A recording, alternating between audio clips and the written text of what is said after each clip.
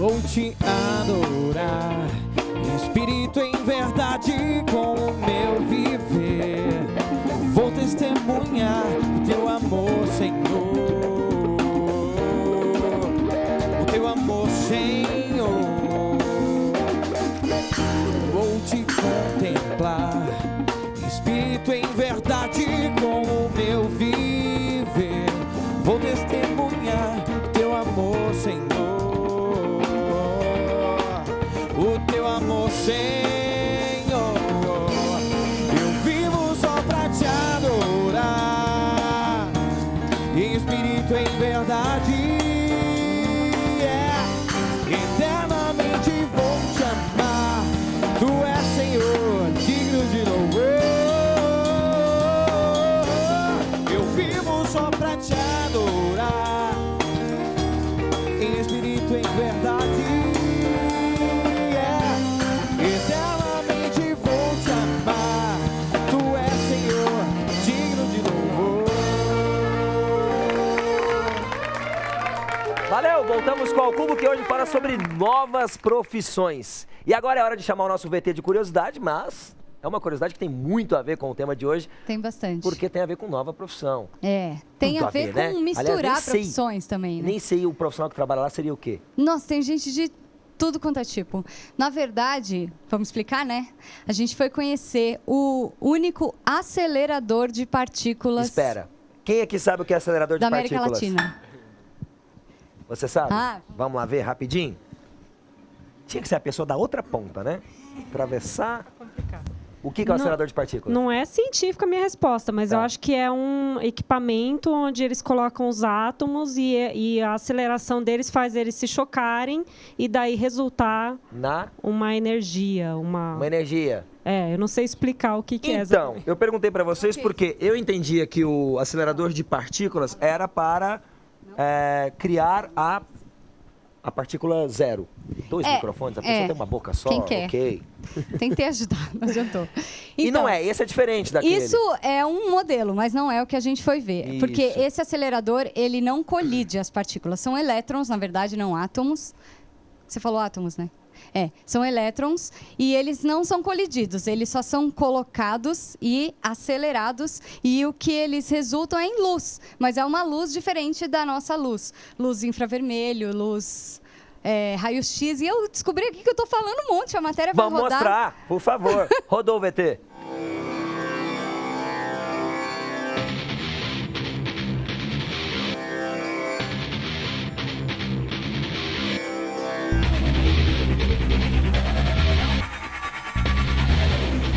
Seria isso uma máquina do tempo? O interior de um grande robô? Ou um cenário de um filme de ficção científica? Acho que dá para dizer tudo isso ao mesmo tempo. Nós, na verdade, estamos num acelerador de partículas, uma das mais importantes fontes de pesquisa de áreas como saúde, exploração de petróleo e até do cosmético que você usa em casa. Complexo demais? Fica tranquilo, o programa Ao Cubo desvenda agora para você esse mundo tecnológico. Localizado no Centro Nacional de Pesquisas em Energia e Materiais, na cidade de Campinas, interior de São Paulo, o acelerador de partículas de fato já foi cenário de um filme de ficção, O Homem do Futuro, estrelado por Wagner Moura. Iniciamos a sequência.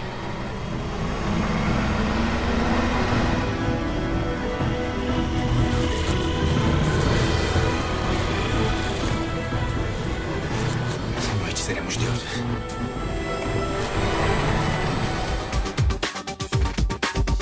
O funcionamento da máquina é coisa de cientista mesmo. E para explicar, vamos ter que voltar às aulas de física e relembrar o significado de elétron, uma das partículas do átomo de carga negativa e responsável pela criação de campos magnéticos. Pois bem, esses elétrons são injetados no acelerador e, à medida que circulam, ganham velocidade suficiente para produzir a chamada luz síncrotron, que pode gerar uma gama de espectros que vai da luz ultravioleta até o raio-x, passando pela luz visível. Esses elétrons ficam circulando dentro da câmara de vácuo e cada vez que eles veem um campo magnético forte, eles emitem luz.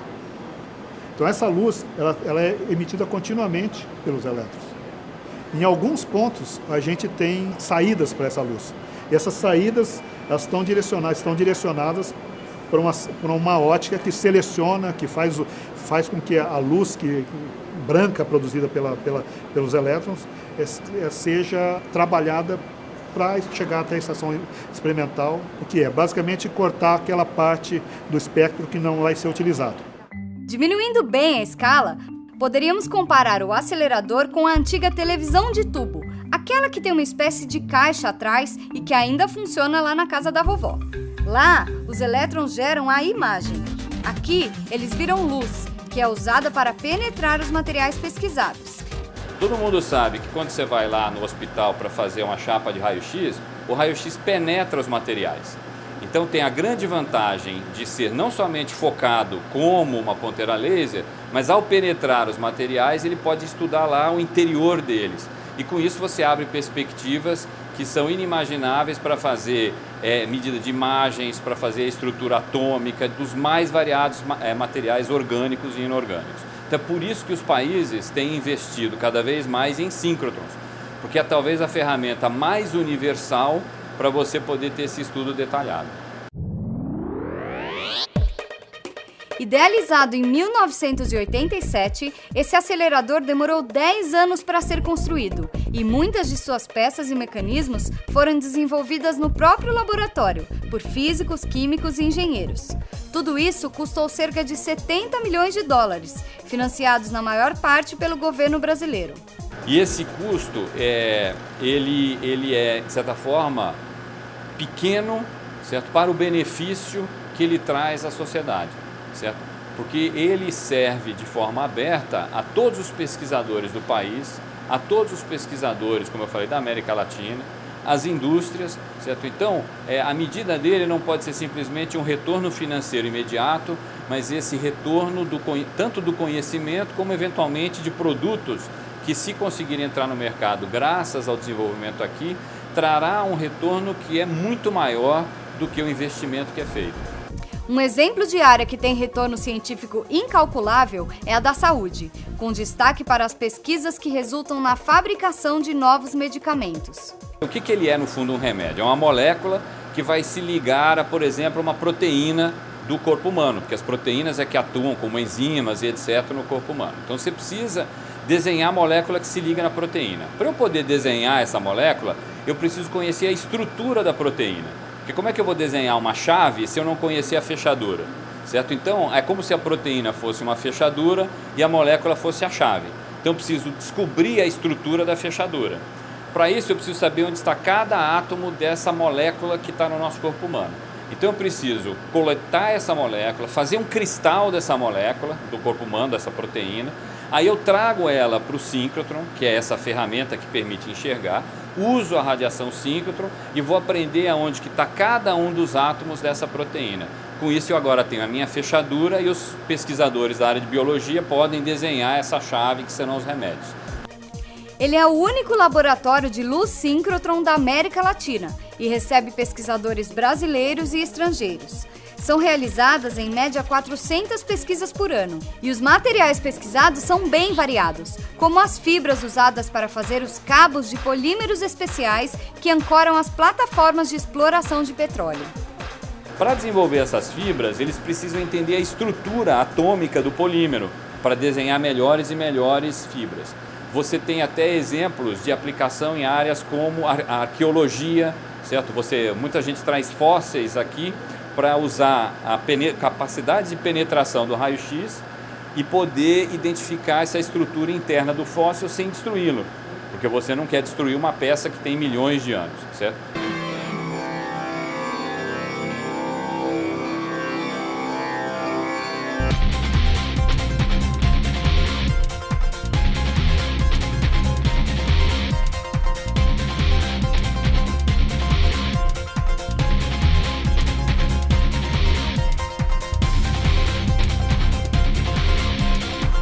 Praticamente uma aula de física e química, né? Mas o importante mesmo é saber que isso tudo significa pesquisa e desenvolvimento para o nosso país.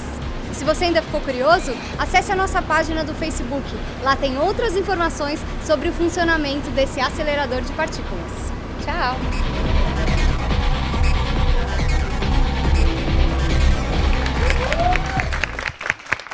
Bom, então a gente tem aí o campo da medicina, da tecnologia, até com fóssil, esse você viu, novo né? suporte no Brasil, aqui no interior de São Paulo. Exatamente. Deu um orgulho, assim, sabe? Foi usado até para cenário de filme, né? A gente viu. Mas deu um orgulho, porque o Brasil, às vezes, é tão falado, né? Que a gente está para trás, sabe? Ainda mais em relação à tecnologia, né? Perto de Estados Unidos e outros países. Mas nisso aí a gente tem um excelente acelerador. Próxima vez que você for gravar essas matérias tão curiosas, você me chama? Ah, eu chamo. Muito obrigado. Então, viu? legal. Uma salva de palmas para a Julie, gostei muito. Nem vou sentar. Eu vou falar com vocês mais um pouco. Quem aqui se considera geração Y? É que o povo é geração 0. Quer ver? Não vai falar nem X, nem Y, nem Z, só porque não quer participar. Ninguém se considera geração Y? Ninguém. Quem se considera geração X? X. Vamos lá. Ai, me dá uma alegria quando alguém participa. Tá difícil. Vamos lá. Ah, foi o microfone. Pode pegar, por favor. Por que você se considera geração X? Eu acho que a X é que passou por... cresceu nos anos 90, eu acho. É a característica more, assim, data de nascimento. Anos 77 eu sou. Ah, mas por você ficar revelando a idade? Então agora quem calcula Então aí, vamos lá, por você ser de 77, você acha então que você é geração X? X, eu acho. Questão cronológica ele utilizou. Vamos mais alguém? Alguém se acha geração Z? Bom, nem Z, nem Y, só tem um X. Ninguém quer se arriscar. Não tem geração aqui. E que é um movimento novo no mercado que a gente pode falar também. Pode falar. Quem queria falar que era você mesmo? Alguém me chamou aqui? Foi impressão minha? Loucura do apresentador. Vamos então tentar definir. Ele falou que é geração X porque ele nasceu antes de 80. Realmente é um fator determinante para poder se colocar nessa geração? Quais são as características de cada uma dessas gerações? Bom, a definição geracional, ela não é científica, mas ela tem um critério por idade justamente para efeito didático. Então, a geração X é considerado quem nasceu na década de 60 e na década de 70. Ou seja, até 79 estaria incluso nessa geração. A geração Y é justamente quem nasceu na década de 80 e 90. A geração Z, quem nasceu a partir de 2000... Até 2020 a gente vai estar falando. E a ideia de ter geração de 20 em 20 anos, ela está ligada à entrada do jovem. Os primeiros 20 anos do jovem são de formação. A partir dos 20 anos, ele entra na sociedade de uma maneira diferente, com mais poder de interferência. Então, os sociólogos começaram a entender que a cada 20 anos, você conta uma geração. Agora, por que começou na década de 60, 70? Porque você fala, dependendo do ano, começa diferente a geração. Isso começou com a geração antes da X, que é a Baby Boomer. A Baby Boomer é a geração que nasceu na década de 40 e 50, quando houve uma grande explosão populacional no mundo todo, por isso fala que é a explosão de bebês. E aí foi a primeira geração nomeada por sociólogos, por publicitários, para definir uma classe de consumidores. A partir daí você começa a falar então que as gerações elas têm características similares a partir do momento social que nós estamos vivendo. A geração Y, que ficou famosa agora, é dos jovens de agora que nasceram quando toda essa tecnologia estava sendo implementada na sociedade. Na década de 90, quando surgiu a internet, esses últimos 20 anos tiveram muita influência sobre a geração Y. A geração X imediatamente anterior, ela teve influência também de uma outra tecnologia que foi o início da televisão. Então, o pessoal da geração X, ele tem um costume de ser mais reativo, de não ter necessidade de tanta interação quanto a Y, que já nasceu na era do videogame, onde você interage. Isso é um pouco das características assim, estereotipadas, quer dizer, a gente começa a ver. Por quê? Todas as gerações, de alguma forma, se influenciam nas outras. Então, hoje, todo mundo é um pouco todas as gerações. Quer dizer, é diferente falar da geração Z, por exemplo, as crianças que nasceram de 2000 para cá. Elas não sabem o que é o mundo sem internet. Elas não sabem o que é um mundo com aquele barulhinho. Põe, põe, põe, que todos eles certamente sabem.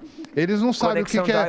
Eles não sabem o que é Tamagotchi. Essa turma sabe o que é Tamagotchi. tá? Todo mundo. Então, assim, você vê que cada geração, durante a sua formação, teve influências sociais. E, assim, o nome dado para as gerações é muito mais para a gente definir as diferenças agora. Todo mundo, de alguma maneira, absorve um pouco da geração que está no ar hoje. Então, se hoje a geração Z, que é as crianças, estão muito conectadas, estão muito ligadas à internet, os jovens estão assim, e os mais veteranos também estão tão jovens quanto. A gente costuma dizer que os veteranos estão da geração FY e os demais são da geração Y e Z. Quer dizer, essa turma que está toda aqui é Y e Z.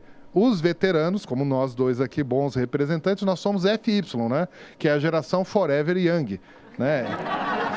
Adorei! A gente vai continuar muito tempo aqui ainda. Legal o termo, e a gente continua falando mais sobre esse assunto no próximo bloco. Tem mais um ainda, fica por aí, tô te esperando.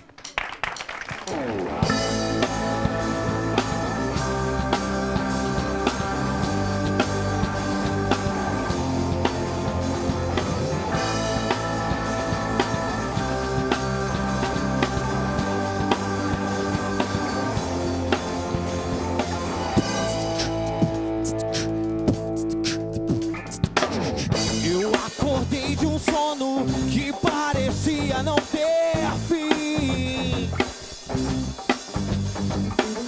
E então eu virei contar de quanto tempo que eu perdi. Imagens que eu vejo distorcem a razão. Ainda estou aqui lutando pra acreditar, sentindo as dores de uma vida de ilusão. E até quando vou me deixar levar?